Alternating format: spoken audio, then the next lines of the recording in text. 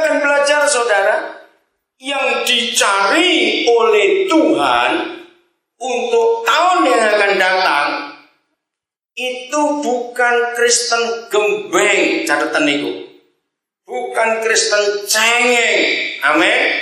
Yang dicari oleh Yesus Kristus Tuhan buat tahun yang akan datang ini adalah Kristen yang tegar, Kristen yang kuat, Kristen yang berani menghadapi apa saja. Kalau saudara tidak sanggup hidup seperti itu, kita akan tergilas oleh gilanya dunia ini.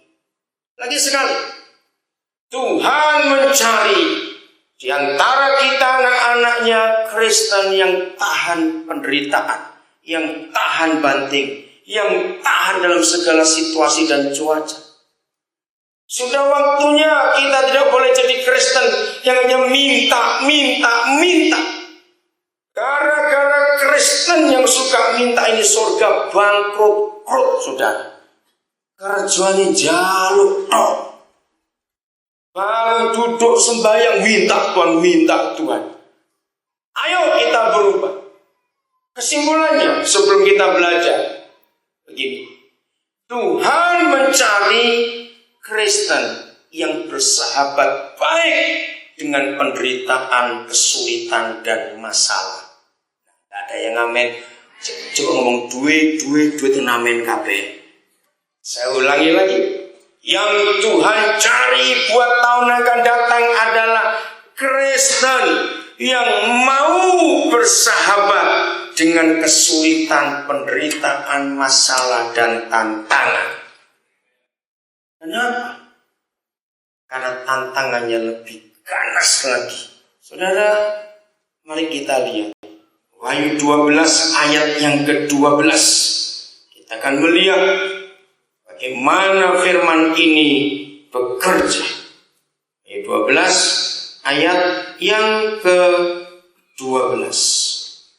Siapkan diri untuk menghadapi kenyataan ini. Ayat 12 ayat yang ke-12.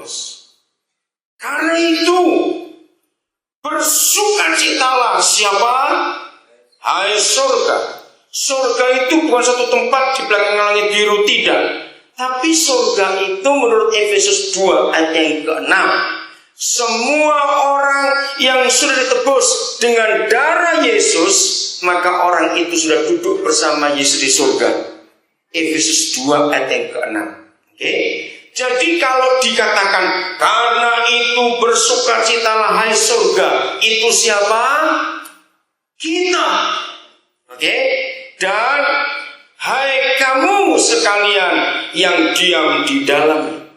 Jadi walaupun kita masih di dunia ini saudara, tetapi secara fakta semua kita yang sudah ditebus oleh darah Yesus, maka kita sudah di surga bersama Yesus. Walaupun fisik kita masih di dunia. Tapi lihat yang berikut, ini yang kita harus tahu. Tetapi celakalah kamu siapa? Hai bumi dan laut. Nah ini yang kita harus tahu. Mengapa bumi dan laut celaka? Karena siapa? Iblis telah, bukan akan saudara, telah turun kepadamu dalam geramnya yang dahsyat. Mendengar iblis gereng saja, mendengar iblis menyatakan geram saja, dunia bisa gemetar, apalagi dalam geramnya yang dahsyat. Nah, ini alasannya supaya anak-anak Tuhan tahu mengapa iblis turun ke bumi dalam geramnya yang dahsyat dan menguasai laut. Karena, ayo baca bareng-bareng kalimat terakhir ayat 12. 1, 2, 3. Karena ia tahu bahwa waktunya sudah singkat. Saudara, adik-adik, anak-anak muda, jaga dirimu. Sungguh kalau lihat zaman ini saudara, Setan itu merusak anak-anak remaja, anak muda luar biasa. Adik-adik, anak-anak, dengar ya, jaga dirimu dari 3 hal saja. 1, materi. Awas kalau kalian sekolah dan kumpulannya anak-anak orang kaya yang punya handphone bisa dipakai untuk macam-macam. Sekarang ini alat-alat elektronik yang sejenis komputer, saudara, luar biasa, hebat sekali. Bukan tidak boleh punya itu, anak-anak, miliki kalau bisa papamu mamamu beli. Tapi jangan sampai kalian terasuki. Tahu terasuki ya? Harus, pokoknya harus. Lalu orang tuamu susah. Kalian maksa bapak ibumu untuk beli alat-alat yang jutaan itu. Memang teknologi hebat, saudara. Mengapa harus hati-hati? Karena setan bisa masuk lewat barang-barang itu, lewat yang namanya internet. Itu pengaruh nomor 1. Nomor 2, itu pornografi. Sudahlah, kita secara manusia tidak ada yang bisa membendung ini. Pornografi, percabulan, menakutkan sekali. Tolong, kita semua sudah menikah, jaga diri kita. Kalau dulu orang lihat film-film cabul, film porno harus punya video player yang gede-gede itu. Itu nggak bisa delik, yang gede itu mau delik di mana? TV-nya dikempit inti. Terus mulai turun jadi lebih kecil, namanya VCD. Atau lebih kecil. Sekarang lebih hebat. Sak kepal tok. Betul? Cuma 1 genggam itu bisa disembunyikan. Itu bisa dilihat di WC, di mana saja karena kecil.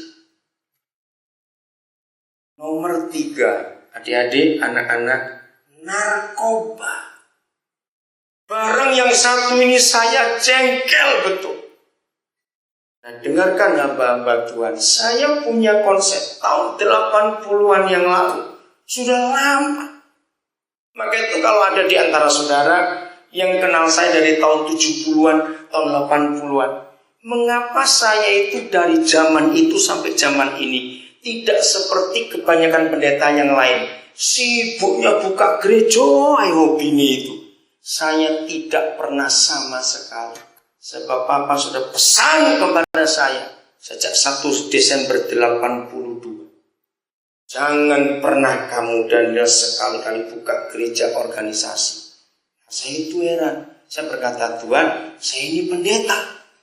Kok nggak boleh buka gereja? Saya tidak tahu.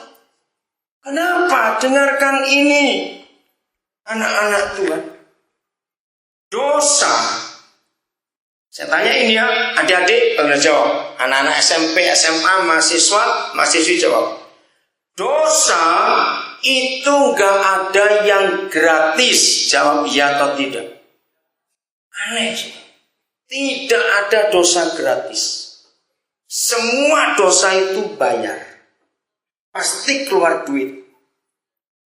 Dan dampaknya mengerikan.